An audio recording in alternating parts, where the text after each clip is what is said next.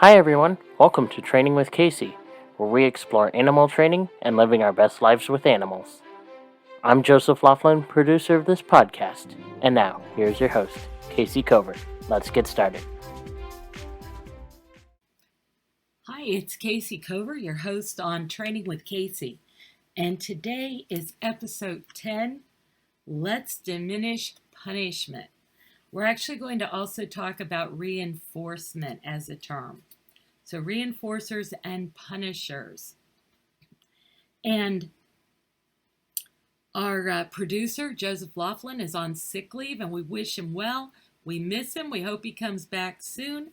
But in the meantime, let's get started. So one of my pet peeves in training is the misuse of terminology. And I've actually become a lot easier on the subject as I've gotten older. I happen to be a real stickler for terminology and grammar and all that kind of thing. And so I really worked on the definitions. And as I worked to master the definitions, I found out that there's a lot of flaws in the definitions. There was a very faulty process when the definitions were written. So let's go back for just a minute and look at the perspective of operant conditioning. B.F. Skinner wanted us to get away from subjective judgments about behavior and simply count the responses that we got to objectively assess whether or not we were effective as trainers by whether or not we increased the frequency of a behavior. Now, we don't know if we increase the probability of a behavior because the probability is an unexpressed potential. All right?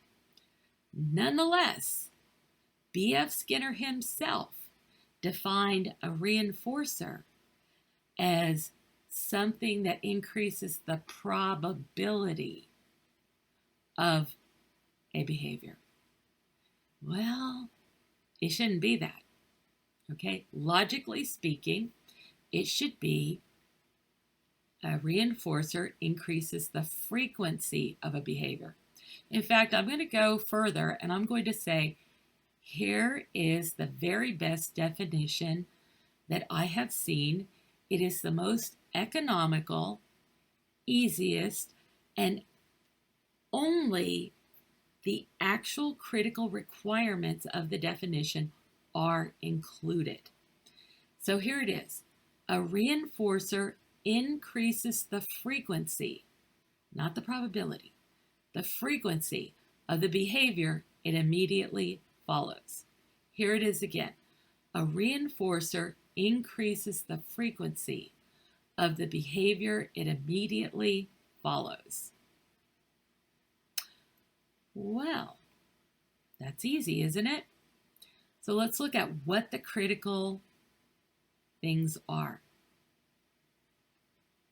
It's a stimulus, right? Because a stimulus is anything that causes the animal to notice that an event happened.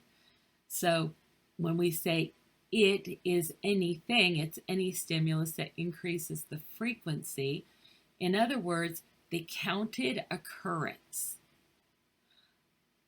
of the behavior it immediately follows. So that's a contingency phrase. In other words, from a training perspective, it's only a reinforcer if it increases the behavior that's just before it. So if you don't do that, if you don't say that, it gets out of control right away. You know, like if you feed kids, they're going to have probably more energetic behavior. So could you say that feeding kids is a reinforcer? No, because there's not a specific target behavior. It's useless from a training perspective. In training, we want to understand how we can get in there and change the frequency of a specifically targeted behavior. Okay, so we're going to increase the frequency of the behavior the reinforcer immediately follows. You must have that contingency phrase in there, or it's meaningless. Now, notice what it doesn't say. Nothing in there says something the animal likes or a high value reinforcer. And you know why? It doesn't matter. I can get you or probably anyone to work for something that you don't even like, that you dislike. And yet, I can do that, and I can do it almost instantly. I can change something the animal doesn't like into something it does like. I can change something it does like into something it doesn't like. And I can do that repeatedly. When you really understand operant conditioning, you have this power over how the animal perceives consequences. So let me just give you one little example. All things being equal, do you find it pleasant when somebody steps on your foot? Maybe not. If I had a habit of just carelessly stepping on your feet if you were anywhere near me, you probably wouldn't want to be near me. But what if I came to you and I said, you see that guy over there? He said that if I step on your feet and you just let me do it, he'll give me $1,000. If you let me step on your feet 3 times, I will share that $1,000 with you. Deal? Deal. Okay. How long did it take me to make that change? It was instantaneous. And all of a sudden, you are looking forward to having me step on your feet. And once I share the $1,000 with you, I'll bet you'll let me do it again. Okay, so there's just one example of how something you don't like could be a reinforcer, and it doesn't take a lot of training or anything else. It's an instantaneous change in how you perceive something. All right, now let's talk about punishment. Let's not talk about punishment. That word should have never even come up. Let's talk about why it shouldn't have come up. Punishment is to reward as diminisher is to reinforcer. In other words, B.F. Skinner did not want to talk about rewarding a behavior because he interpreted that to be a subjective response to something. And we don't know how an animal feels. We don't know how he subjectively feels about whatever behavior he just, increased his frequency of. We only know if he did increase the frequency. So Skinner stipulated that we're not going to say you rewarded a behavior, we're going to say you reinforced it. Well, what kind of brain glitch happened that then they talk about punishment?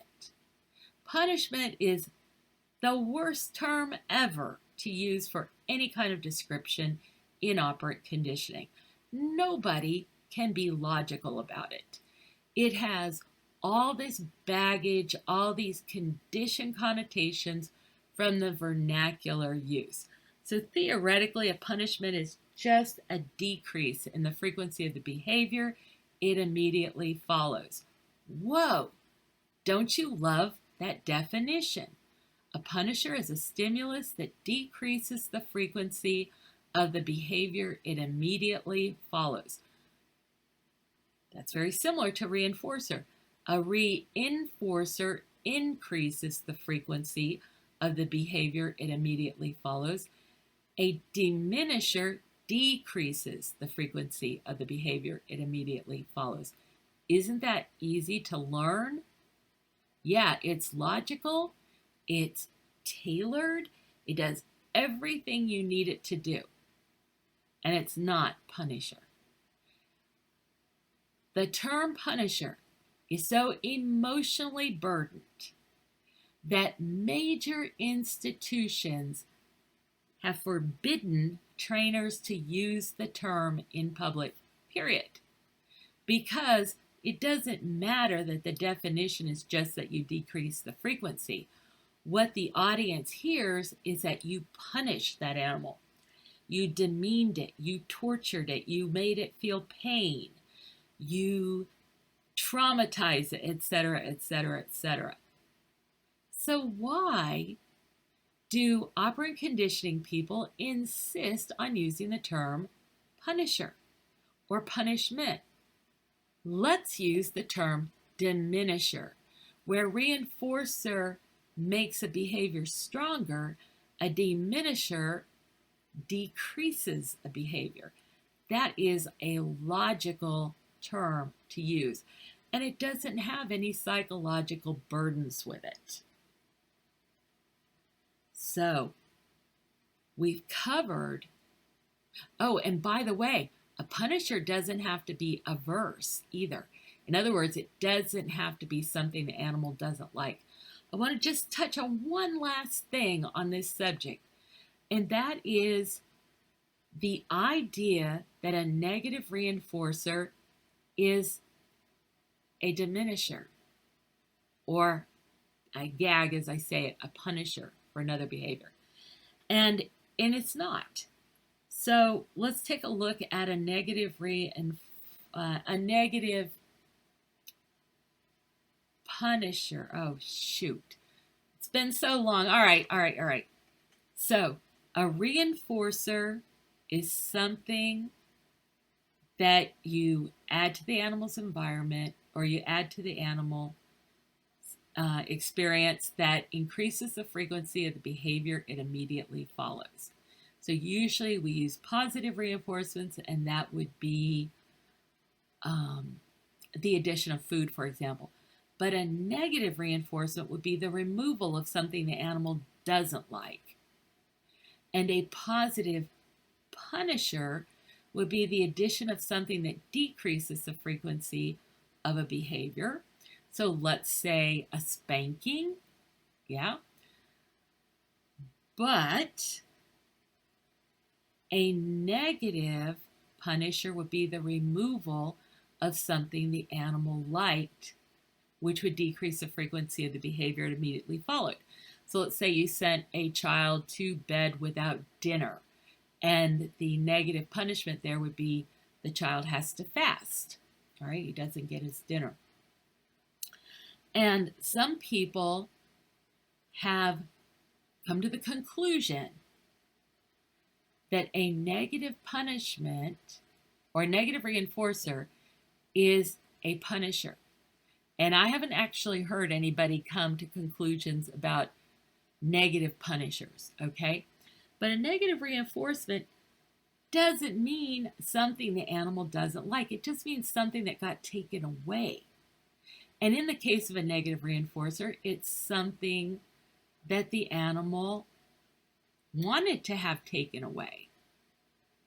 So let's say your microwave beeps when your food is done. So maybe you're looking forward to hearing that sound. But if you don't take your food out right away, the sound will periodically continue until you take your food out. When you take your food out, it will stop. So you've been negatively reinforced for taking your food out of the microwave or your clothes out of the dryer, right? Okay, but even though there was a stimulus that you didn't like, it doesn't affect the frequency of any behavior. Why? Because there was no targeted behavior. You were doing something random when your microwave went off, and there wasn't any behavior that consistently gets a certain consequence that would cause you to change your behavior. So, when we get into operant conditioning and the terminology, it's a gauntlet. Now, what's another one? Oh gosh, the quadrants, that's one.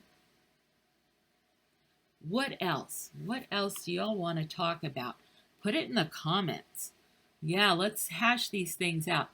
All right, everybody, take care, and thank you so much for joining me. Good night. Hey fans, are you enjoying Training with Kayce? Don't forget to subscribe to the podcast on iTunes or wherever you get your podcasts from. Also, don't forget to subscribe to Kayce Covert on YouTube. That is youtube.com/C/Kayce Covert. Also, give the podcast a like, share, and comment. Thanks for joining us. Come back for more news and views on animal training and living with animals. Stay at the top of the pack with Kayce. This is Joseph Laughlin, producer of Training with Kayce. See you next time.